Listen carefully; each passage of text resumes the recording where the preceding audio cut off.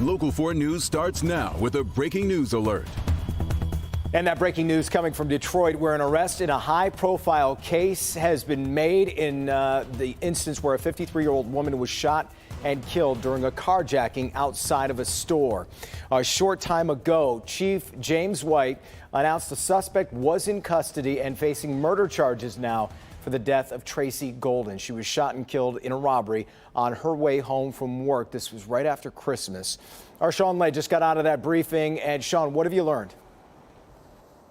Well, we've learned a lot. You mentioned it. Significant arrest here. And Chief White talked about how deeply impacted our community was after this horrible homicide of Tracy Golden, a wife and a mother. She was just around the corner from her house. She was on her way from work, home from work from Sinai Grace. She stopped for some juice and popped.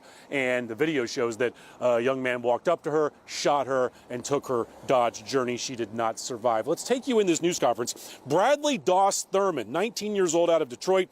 He's been arrested for this. Bradley Doss Thurman, not just arrested, but already has been charged. We're told the motive here was simply robbery. We're also told he may have been riding in a car being surveilled by Detroit police when they got him last Friday. The chief announcing the arrest today. He announced the arrest with the entire homicide team of Detroit police, the men and women working nonstop to crack this case, and they believe they have cracked it. So the chief is going to outline the incredible amount of charges they've gotten out of this case. And then Tracy Golden's dear husband, John, took some time to speak with us as well. Prosecutor's office has charged him with first-degree murder, felony murder, 5 counts of armed robbery, and 7 counts of felony firearm. He was issued a $4 million cash bond and remanded to the Wayne County Jail. I know they've been working since December 28th up until this point. Greatly appreciate everybody that had a hand in it. But like the chief said, it ain't over. It's not over. And I will never have closure because my angel is not here. Never. Mr. Golden tells me he broke down when he got word from Detroit Homicide that they caught the suspected shooter in this case, but he also says he'll never have closure. He and his family do not have Tracy any longer. Her co-workers at Sinai Grace will not have her any longer. Jason, what we've learned about Thurman, this 19-year-old, an investigator tells me he does not have a very extensive criminal record at all, but again, they believe the motive here was robbery, and that was it. Mr. Golden says he would have handed the keys over, would have tried to help get this young man some food, but instead, police believe he shot her, killed her, and took her car. Much more starting at 4 and 5. Back to you. So many people just wondering why he had to fire that shot. Why? But all right, Sean, we'll see you later today. We're following more breaking news this noon. A child and adult are critical after a fire at a home on Detroit's east side. We're told an 11-year-old boy and a man in his 70s both taken to the hospital with smoke inhalation. The fire started in a home on Barlow near 7 Mile and Hoover. We don't know the cause of this fire yet, but crews are still investigating. 9 people cuffed and stuffed as part of a car theft ring targeting Stellantis plants in Metro Detroit. Police say the group tried to steal several Ram pickups from the assembly plant on 17 Mile and Van Dyke in Sterling Heights overnight. Well, this time police were waiting. When they got there, they found thieves trying to get the cars out of the lot. We arrived on scene, and when these suspects, they end up getting these vehicles, you know, they flee at all costs, basically trying to get away. So they ended up ramming multiple gates. Ultimately, they ended up ramming one of our patrol vehicles and attempting to get away. Police say the group even drove 3 cars on train tracks in an attempt to get away. No one hurt, but multiple cars were damaged. Police still investigating this and are asking anybody who has information about the theft to come forward. Call Sterling Heights Police. Ann Arbor police looking for the shooter who targeted a home with 2 children sleeping inside. The video here shows the shooter get out of a car, run up to an apartment, and fire 2 shots through a window. A 2-year-old and a 4-year-old were inside. No one hurt, thankfully.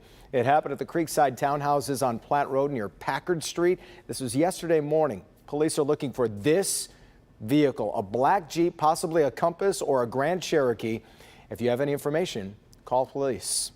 Schools across the state are getting money to hire more resource officers. Governor Whitmer saying 195 districts will get a piece of a $25 million grant.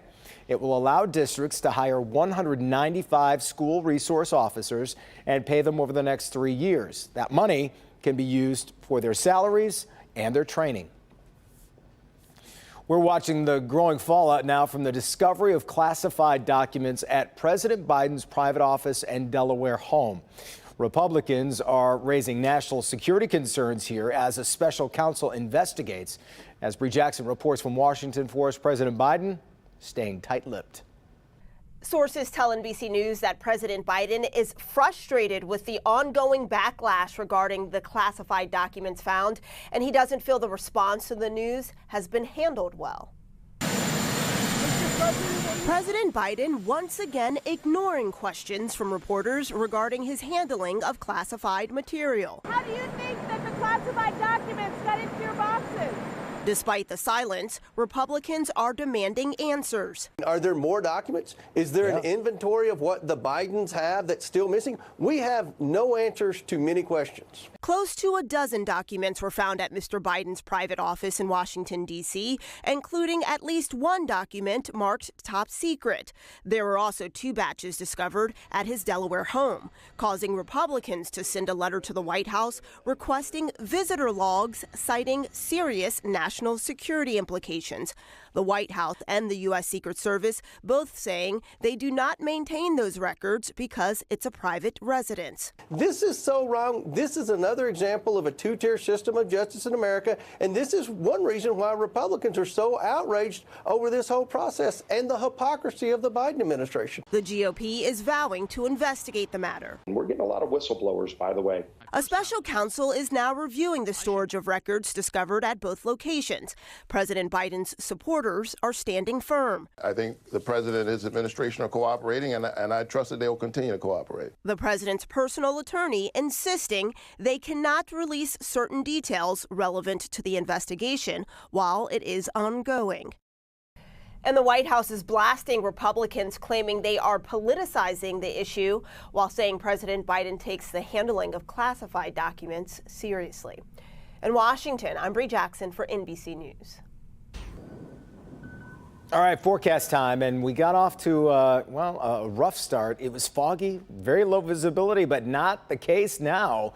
That's a shot through downtown Detroit as the clouds still in place, but let's get the full forecast from forewarned meteorologist Ashley Barassi. Jason, we can finally see Detroit out there. And Campus Martius looking nice at this hour. In fact, today would be a pretty decent day to get outside because the temperatures are on the mild side. We'll be in and out of a few passing showers late afternoon into the evening, but for right now, just dealing with some clouds and some breezy conditions. 47 here in the city, 44 in Ann Arbor, same off into Howell and Adrian at 44.